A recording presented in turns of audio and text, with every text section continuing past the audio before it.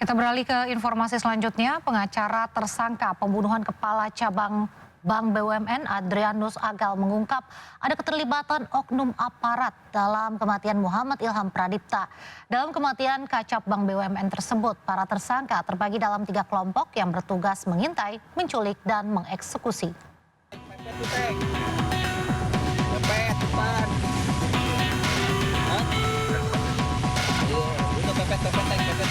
Pengacara tersangka pembunuhan kepala cabang sebuah bank, Adrianus Agal, mengungkap adanya pembagian tugas dalam kasus kematian kepala cabang Bank BUMN, Muhammad Ilham Pradipta. Adrianus menyebut ada 3 klaster dalam aksi kejahatan yang menewaskan kepala cabang tersebut.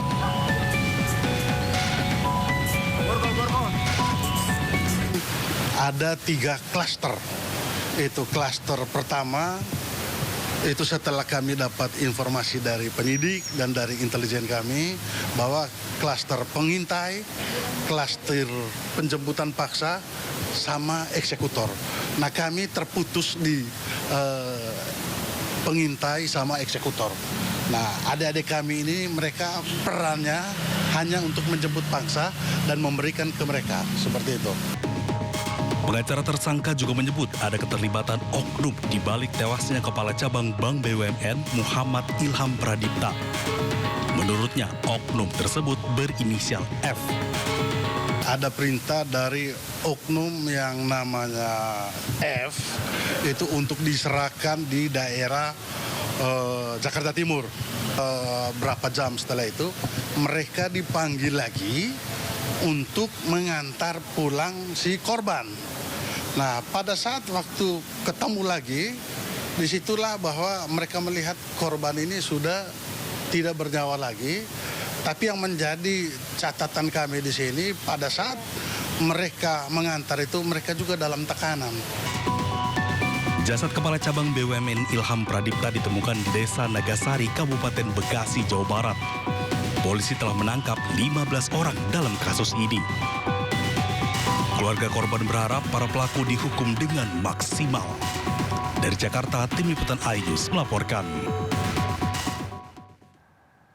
Nama Dwi Hartono mendadak jadi sorotan setelah diduga menjadi otak pembunuhan Kepala Cabang Pembantu Bank BUMN Muhammad Ilham Pradipta.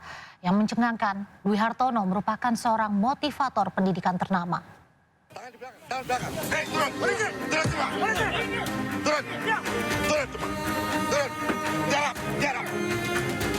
Dwi Hartono ditangkap bersama 2 pelaku lain yakni YJ dan AA di Solo, Jawa Tengah pada 23 Agustus lalu. Pria kelahiran Lahat, Sumatera Utara berusia 40 tahun ini diduga sebagai otak pembunuhan Kepala Cabang Pembantu Bank BUMN Muhammad Ilham Pradipta. Yang jelas kami sudah membenarkan tadi bahwa saudara DH adalah seorang pengusaha atau salah satu bidang usahanya adalah bimbel online. Ya. Dalam akun Instagramnya, Dwi Hartono menyebut dirinya sebagai pengusaha yang bergerak di sejumlah bidang.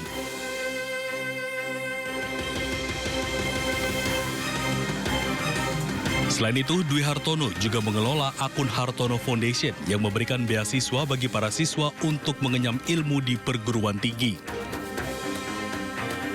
Dwi juga memiliki akun YouTube bernama Klan Hartono yang berisi 128 video. Sebagian besar videonya berfokus pada konten kewirausahaan, investasi, serta motivasi. Nah, hanya itu saja, ia juga mengunggah kesehariannya bersama keluarga saat berbagi di jalanan.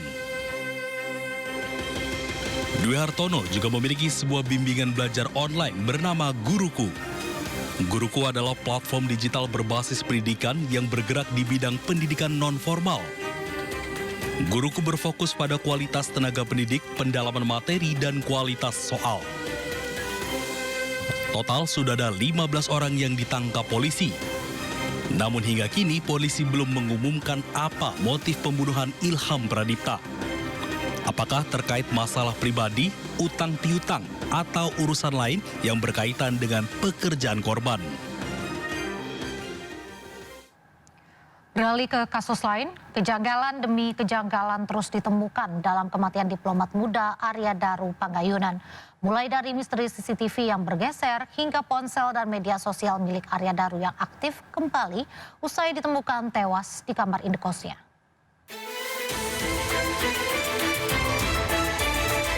Keluarga diplomat muda Arya Daru Panggayunan mengungkap sejumlah kejanggalan yang diharapkan bisa menjadi petunjuk baru dalam kematian Arya Daru. Salah satunya terkait ponsel dan akun media sosial milik sang diplomat muda yang sempat aktif setelah dinyatakan meninggal dunia. Menurut pihak keluarga, ponsel Arya Daru sempat menunjukkan tanda aktif sehari setelah ditemukan tewas. Pernyataan ini muncul karena pada malam 7 Juli 2025, Pita, istri Arya, mengirim pesan WhatsApp namun centang satu. Dan esok paginya sekitar pukul 10.00 waktu Indonesia bagian Barat, pesan tersebut berubah menjadi centang 2 yang menunjukkan jika ponsel tersebut aktif. Awalnya keluarga mengira ponsel tersebut mungkin sudah dibuka oleh pihak kepolisian. Namun, belakangan polisi menyatakan bahwa ponsel utama Arya Daru justru hilang dan hingga kini belum ditemukan. Kejanggalan lainnya adalah saat akun Instagram Arya Daru tiba-tiba menunjukkan status aktif. Instagram dari almarhum saat ini on. Padahal dikatakan HP-nya hilang. Dan salah satu fakta lainnya adalah istri atau keluarga dari almarhum itu mencoba lagi mengirimkan pesan singkat lewat WhatsApp. Terkait ponsel dan akun media sosial ADP yang sempat aktif setelah dinyatakan meninggal dunia, Komisioner Kompolnas Hoirul Anam menyatakan kepolisian terbuka untuk memberikan informasi kepada keluarga terkait kematian ADP. Perlukan lagi pendalaman, ya monggo informasinya kami tadi sudah sampaikan dan mereka memastikan akan terbuka kepada permintaan keluarga untuk meminta informasi kembali. Lah, apa yang perlu diminta monggo aja terserah. Tapi kalau di publik misalnya terkait soal kenapa HP-nya kok hidup tanggal 8 misalnya ya, HP-nya hidup tanggal 8 itu sudah ada penjelasan sebenarnya. Di preskon juga sudah ada penjelasan, cuman lebih teknisnya yaitu berhubungan dengan laptop. Ya, laptopnya kondisinya bagaimana, diambil di mana, ya, mereknya apa kami sudah tahu, tapi silakan aja itu ditanya ke pihak Polda, karena itu cukup detail. Ya, kami ditunjukin foto-fotonya, kami ditunjukin videonya ketika posisi pertama kali laptop itu, sehingga laptop itu masih connect dengan HP, sehingga ya ketika dibuka layarnya masuk itu. Makanya besoknya tanggal 8-nya itu masih connect. Nah itu salah satu yang penting dan itu sudah dijelaskan sebenarnya dalam preskon dan dalam penjelasan yang sifatnya tertutup itu juga iya. Nah, terkait IG masih nyala misalnya, ya kalau kita lihat di media, ya dicek aja, ditanyain juga boleh, karena kan IG itu kan bisa diakses oleh yang punya, karena yang punya almarhum, ya mungkin ada mekanisme di IG yang di situ bisa membuka kayak dan sebagainya, itu bisa dilacak. Direktorat Tindak Pidana Siber Barreskrim Mabes Polri mengungkap kasus judi online dengan barang bukti sitaan uang tunai senilai 154,3 miliar rupiah. Dan inilah tumpukan uang senilai 154,3 miliar rupiah yang dipamerkan dalam pengungkapan kasus judi online hasil sinergi antara Ditipid Siber Barreskrim Polri dan PPATK. Selain uang tunai, ada juga barang bukti elektronik lainnya yang ditampilkan beserta dengan nama website judi online.